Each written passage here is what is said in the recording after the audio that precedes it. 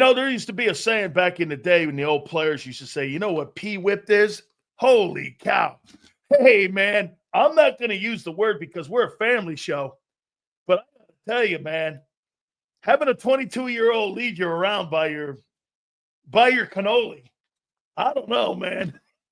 Hey, that guy's a goat. He's a goat's ass. Holy cow. All right. So in the first hour, the first hour we had Howard Eskin. Howard didn't think it was a big deal or that Trump, he goes, I don't want to be political, but then he turned it into political. And Angelo said he should have went. As a former player, this is awesome. You have the afternoon and the morning guy. And by the way, a former host of WIP and a former Eagle. Let's get JAKIB up here. So Saquon Barkley goes to the White House. People forget that his uncle's Iran Barkley, the former middleweight champion of the world, who boxed at Trump's casinos in Atlantic City, and he's known him since he was 10. Mm-hmm. Okay, so there's a relationship there that he knew him. Okay, so then he puts out a tweet, hey, man, I respect the office. Jalen goes, hey, I got to do Oprah. I got a couple other things that I got to do, and I'm doing Oprah Winfrey, and I got other commitments, so I'm not going. Where does JAKIB stand in him not going to the White House? I think that they got a right to their, own decision, but, I think it's, I definitely wouldn't, I would go. I mean, it's the president of the United States. I mean, that's the way I feel about it, but I understand guys having different opinions, and I think they should, they shouldn't let that get in between them, but I definitely, I would have gone, and I saw the guys, I just saw them when they were on down there, and,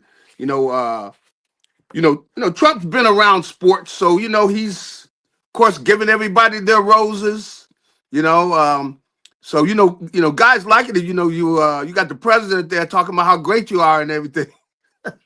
Dude, I see, Garry, to me, I've been to the White House, and our team got honored, and I don't know. Did you guys ever get that honor, man? No.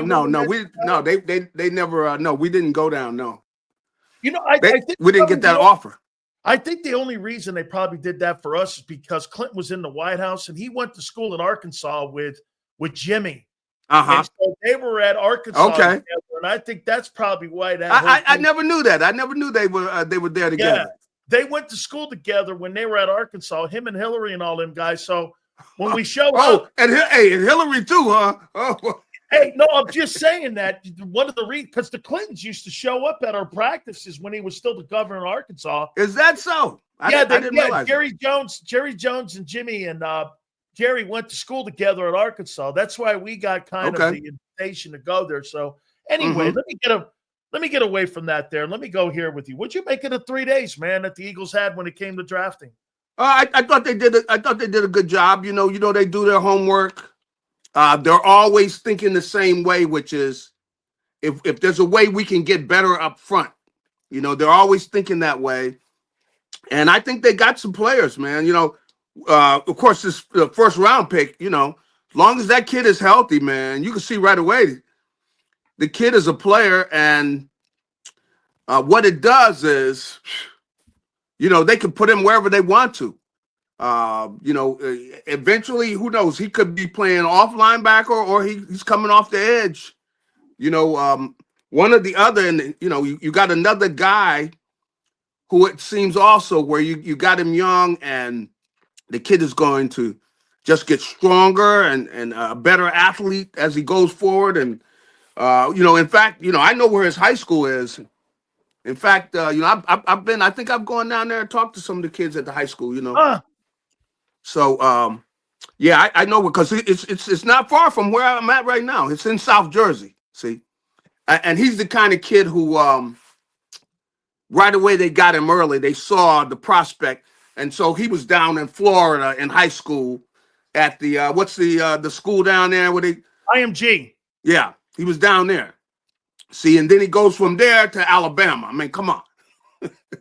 So the kid has been getting coached by, pro style coaches. So he understands the game, and he's a tremendous athlete, and kid that wants to be a great player. So he's you got another guy in there, and the thing the Eagles have right now is they've got an environment which is going to be good for anybody because they're going to get pushed. At the same time, they're going to see things the right way to do things.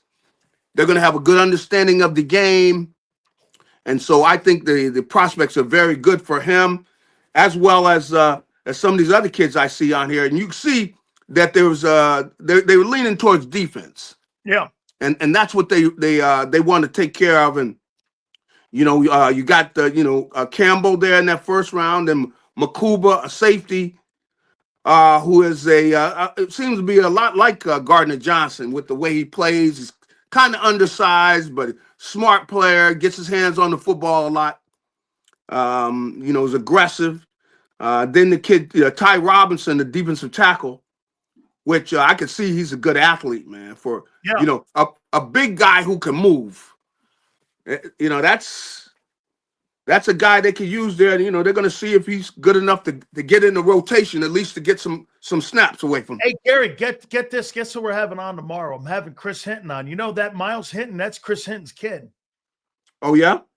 Yeah, the offensive tackle from the I see. Seven-time Pro Bowler. That's his kid. That's his kid, huh? Okay. That's his kid. That's good, boy. Well, at least he wasn't out doing the Dion thing, though, right? No, not from what I understand. I'm going to get your spin on this here in a second on Shedeur and that whole thing there. Yeah. By the way, wait a minute. No, let me ask you right. Folks, you want to hear something? Garry, tell the folks what round you were drafted in. Oh, when I was drafted in the 9th round. And okay, 9th round. Garry. Yeah. How many years you played in the league? 11. Mm-hmm. Okay. I mean, okay. Were you pissed off that you were drafted in the 9th round? Yeah, I was. And I but I some of it was my own fault, but I was. Was that fuel for you though a little bit? Oh yeah, without a doubt. You got a chip on your shoulder to prove. Yeah, you want to prove folks, look, that was your mistake, So, but the thing about it is I think that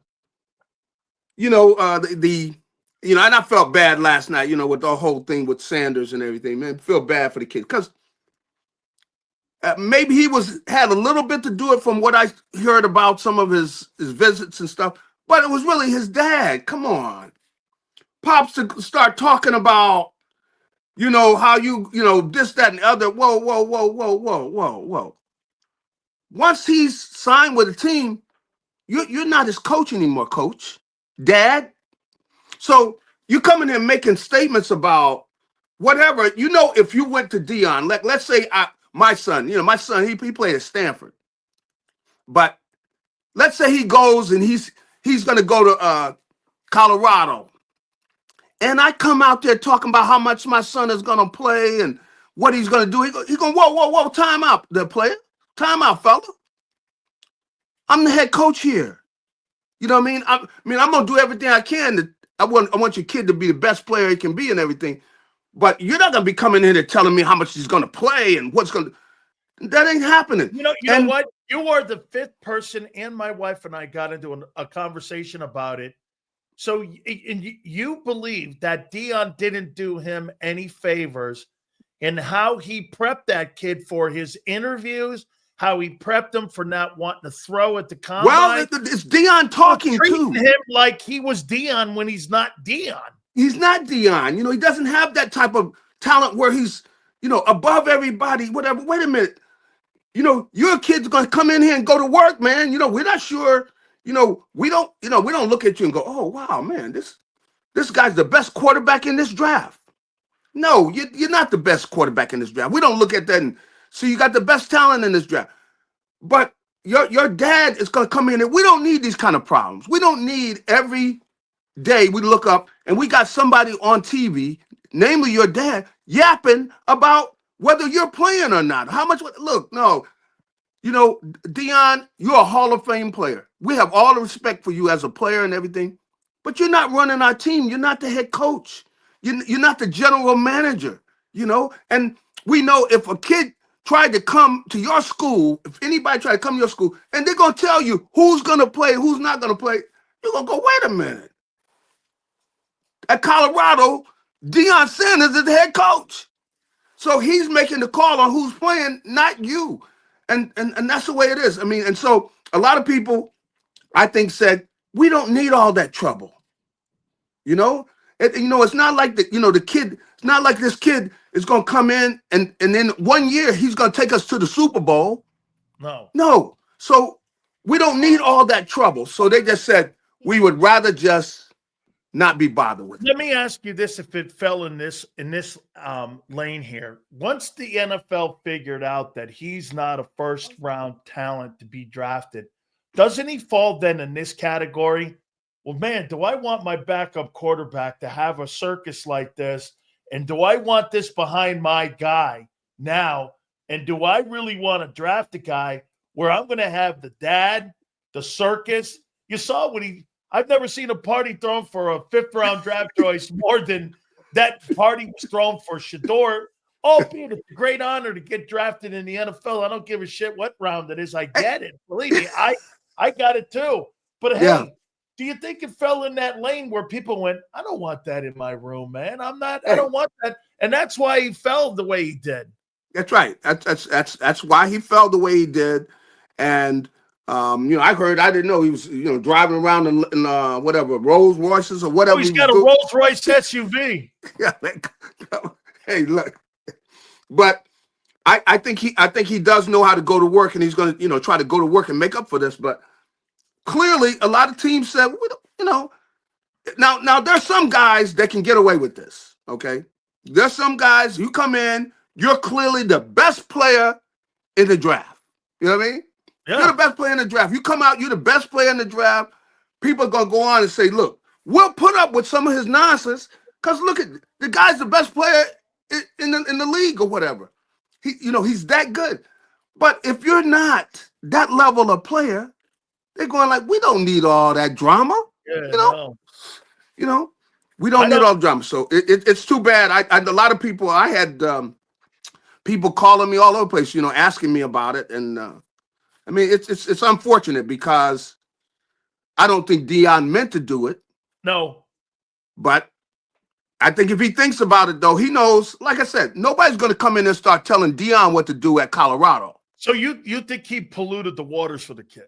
Yeah, without a doubt, because they know that Deion, if he wants to, he can create problems for them. Because if he got a comment, the mic is going to be right there. Oh, yeah. So, and he's got the media behind him here. Let me ask a couple more questions here. Hey, they didn't address tight end whatsoever. I know they didn't, man. I thought what was weird, Gary, was on Saturday at the presser, how he went like this. He goes, look, Dallas Goedert's a great player. We really love the guy. He can really play. However, we're not there. That made me think this is a money thing. And they didn't draft anybody. And this is Goddard going. Hey, listen, I think Goddard wants to play his final season. He's going to pull a Javon Hargrave, and he's going to play his last season out, and he's going to leave. And the question will be whether or not the Eagles want to pay that $14 million come September. Well, I was just looking at the team. They were down there at the White House, and Dallas Goedert was right in the middle of the shot, right there. So, he was smiling and stuff. Like maybe he, looked like he was in a good mood. He thought they were going to go tight end. Come on, he right now. I think he's in the driver's seat. I mean, what are they going to do? Are they going to let him go? You think he's on the team in September? I think they're going to find a way. Yeah, maybe he gives them a break, and I don't know if he gives them a break, but I think because I thought that they were going to draft a tight end. Me too. I mean, I thought that was one of the picks, along with the, they got the kid, the safety. Yeah. But I thought they were going to draft a tight end where you look at and say, okay, they got the tight end they were looking for, because they've already got some backups. They already got the backups. They need a starter, and I thought they had it in. I don't know what they're going to do. Maybe they have something they're gonna do. Would they trade him? Still trade him now? I don't know, but I thought that seemed like I went into the draft saying, well, I already know they're going to draft a tight end. Yeah, I mean, probably yeah. second round, third round, they're going to get a tight end. They get no tight end. That was the surprise of the draft to me, is that they did not draft a tight end, because they did everything but say we traded Dallas Goedert. They did everything but that. Last question for you here. Mm-hmm. All right. Are they picking up the 5th-year option on Jordan Davis now? That's the next big story. I don't see how they do that. You know, I after they just got this DT from Nebraska. Yeah. Well, you see that, they got him. So I don't know that they do that. Of course there's a lot of money flowing, and maybe my mind is back a couple years. I don't. But oh man, get off my lawn. hey, that's a lot of money, for a guy that's playing how many plays a game? 25. Tops. For somebody that's standing over there on the sideline that much, that's a lot of money, man. But who knows? They of course, there's a lot of money flowing out there, so it's not totally out of the question that they would, but I don't think so. No, Garry, great stuff today, man. Unbelievable news. Only Philadelphia can deliver the way they do. Only Philly, man. White House drama, draft I'll tell you, yeah. Hey, man, this is why this team right now is fun to cover here. Garry, appreciate it, my friend. All right, buddy. Have a good one. You got it. Garry Cobb, Fox 29. Make sure you check him out. Yes, sir, boy.